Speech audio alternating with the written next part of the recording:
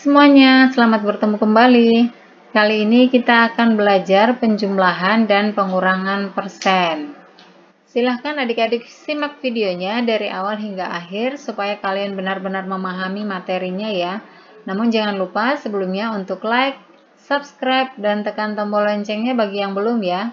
Oke, kita langsung ke materinya.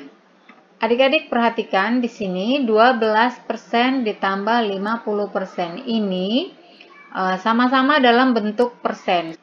Kita bisa menghitungnya dengan cara menyusun ke bawah ya. Kita susun ke bawah 12% ditambah 50%. Kita akan jumlahkan. Nah, ini sama-sama persen, persennya tinggal kita turunkan saja. Kemudian dijumlahkan 2 ditambah 0 hasilnya 2. Kemudian 1 ditambah 5 hasilnya adalah 6. Itu yang pertama. Kita ke soal yang kedua. Di sini sudah ada soalnya yaitu 0,25% ditambah dengan 1,6%. Perlu adik-adik ketahui cara membacanya adalah 0,25%, bukan 0,25%. Karena dalam desimal angka di belakang persen itu kita baca seperti angka biasa. Jadi ini kita baca dengan 0,25% ya. Nah, untuk menjumlahkannya kita bisa susun ke bawah. 0,25% ditambah 1,6%. Perhatikan di sini untuk bilangan desimal cara menjumlahkannya adalah kita urutkan antara koma dengan koma ya. Jadi kita tidak boleh asal menaruhnya saja atau kita mungkin urutkan dari belakang, tidak ya. Jadi kita mengurutkan sesuai atau lurus antara koma dengan koma. Kita jumlahkan. Persennya kita turunkan. Nah, perhatikan di sini 5-nya kita turunkan ya. Kemudian 2 ditambah 6 itu 8. Nah, perhatikan ini komanya kita turunkan juga koma, sejajarkan ya. Kemudian 0 ditambah 1 hasilnya 1. Maka hasil akhirnya menjadi 1,85%. Kita ke contoh yang ketiga. Di sini 0,35 ditambah 14%. Adik-adik perhatikan di sini soalnya berbeda dari yang pertama dan kedua. Kalau soal pertama tadi dan kedua itu soalnya sama-sama dalam bentuk persen. Hanya yang pertama bilangan bulat persen, yang kedua bilangan desimal persen. Nah, untuk soal yang ketiga ada perbedaan. Di sini desimal, hanya desimal, kemudian di sini dalam bentuk persen. Nah, desimal ini kita ubah terlebih dahulu menjadi pecahan biasa. Cara mengubahnya adalah jika satu angka di belakang koma itu berarti per 10. Jika ada dua angka di belakang koma itu berarti per 100. Dan jika ada 3 angka di belakang koma berarti per 1000. Jika 4 angka berarti per 10.000 dan seterusnya demikian. Nah, perhatikan di sini ini soalnya di belakang koma ada 2 angka. Ini berarti per 100.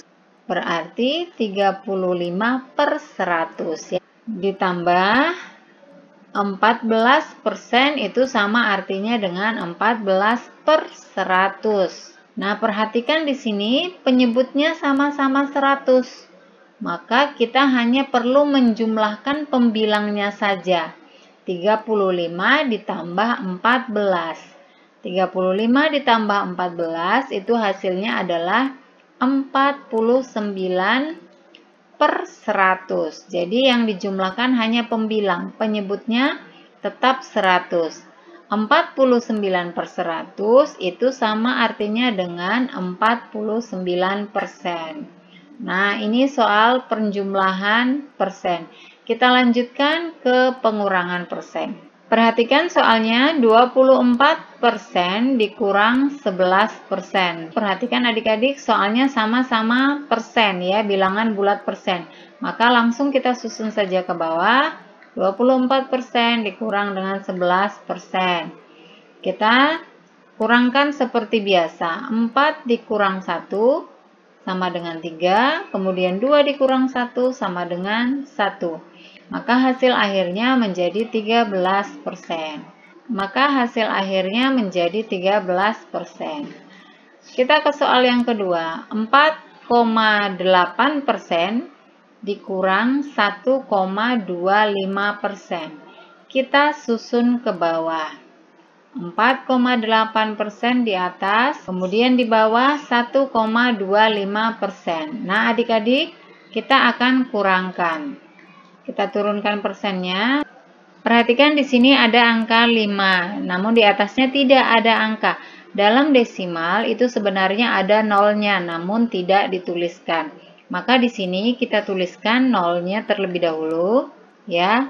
Maka menjadi 0 dikurang 5. 0 dikurang 5 itu tidak bisa, maka kita pinjam ke 8. 8-nya kita coret, 8 dipinjam 1 menjadi 7. Kemudian satunya kita sisipkan di depan 0. Sekarang menjadi 10 dikurang 5. 10 dikurang 5 hasilnya adalah 5. Dan 7 dikurang 2 hasilnya adalah 5. Kemudian komanya kita turunkan. Nah, selanjutnya adalah 4 dikurang 1. 4 dikurang 1 hasilnya adalah 3. Maka hasil akhirnya menjadi 3,55%. Soal yang selanjutnya yaitu 0,65 dikurang 40%.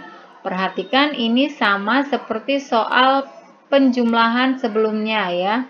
Nah, di sini desimal dikurang dengan bilangan bulat persen. Maka desimalnya kita ubah terlebih dahulu ke dalam bentuk pecahan biasa. Nah, perhatikan di sini ada 2 angka di belakang koma, ini berarti per 100. Maka kita tuliskan menjadi 65 per 100 dikurang 40% itu tadi sama artinya dengan 40 per 100. Nah, perhatikan di sini penyebutnya sama-sama 100. Sehingga kita hanya perlu mengurangkan pembilang dengan pembilang, yaitu 65 dikurang dengan 40. 65 dikurang 40 hasilnya adalah 15. Penyebutnya tetap 100. Sama dengan 15 per 100 sama artinya dengan 15%. Maka hasil akhirnya menjadi 15%. Nah, demikian pembelajaran kita kali ini tentang penjumlahan dan pengurangan persen. Mudah-mudahan ini bisa bermanfaat untuk adik-adik semua. Tetap semangat untuk belajar ya. Jangan lupa untuk like, komen, subscribe, serta bagikan ke semua sosial media yang kalian punya. Dan jangan lupa pula untuk menekan tombol loncengnya supaya kalian mendapatkan notifikasi video-video terbaru. Terima kasih dan sampai jumpa.